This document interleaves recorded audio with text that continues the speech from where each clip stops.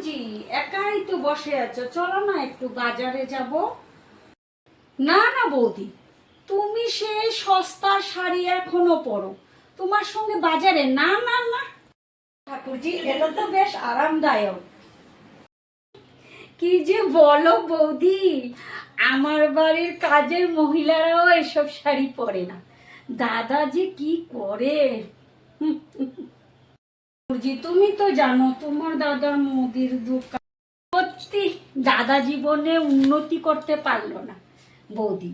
আমার ওকে দেখেছো, গুয়াহাটির বাজারে পাঁচটা সোনার দোকান। হ্যাঁ খুকি, ভগবান তোকে দিয়েছে, সামলে রাখিস। উফ মা, তুমি সেই কাশ্মীরি চাদরটা পরনি কেন? কালই না তোমায় এনে দিয়েছিলাম। পরবো পরবো খুকি, পরবো। এখন তো সেই গরমকাল, ঠান্ডার সময় আসুক ঠিক পরবো।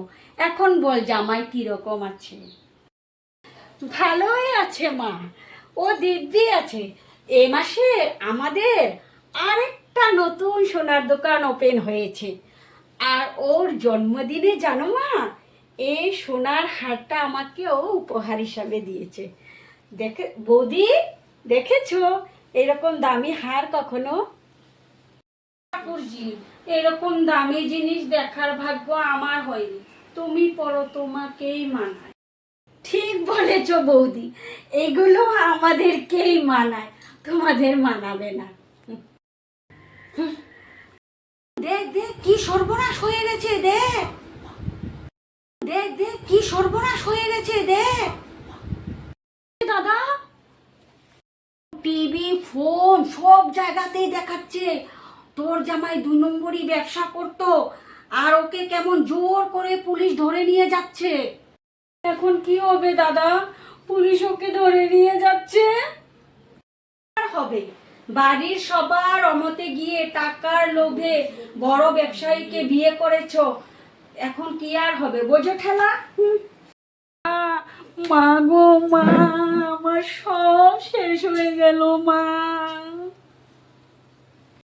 অহংকার! একটু আগেই তো তুই মানুষকে মানুষ ভাবছিলিস না, তোর এত ডেমাক আর কালো অসৎ টাকার অহংকারে তুই আজ রাস্তায় এসে নেমেছিস।